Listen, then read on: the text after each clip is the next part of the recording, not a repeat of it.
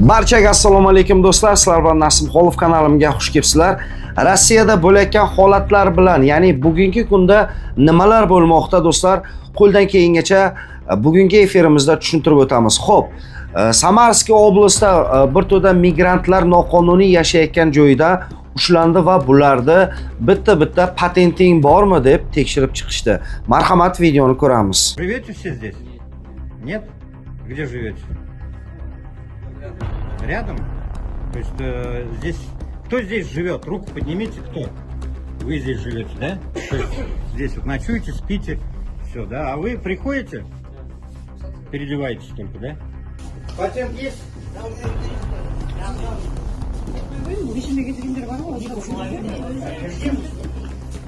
У вас патент есть?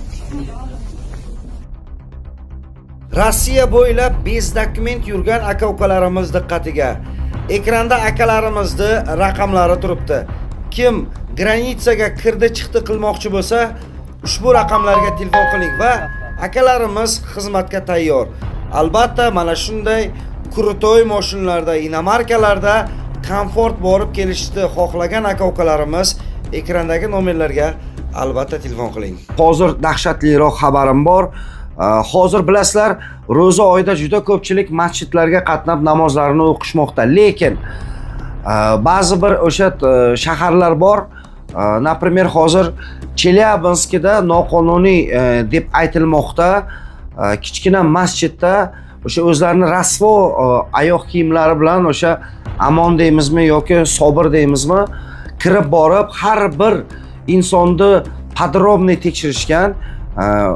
Как будто bular jinoyatchini yoki bir terroristni ushlaganday har bir insonni dokumentlarini tekshirib, bularda orasida kim Rossiya fuqarosi yoki kim nelegalni yuribdi qattiq tekshirishgan. Do'stlar, marhamat, videoni ko'ringlar va barcha aka-ukalarimizga bu videoni qilishimizdan maqsad shuki, iltimos, agar masjidlarda boradigan bo'lsalaring, to'g'ridan to'g'ri davlat taraflama ochilgan katta masjidlarga borishlaringga tavsiya beramiz. Chunki bunaqangi kichkina masjidlarga kimlar kelyapti?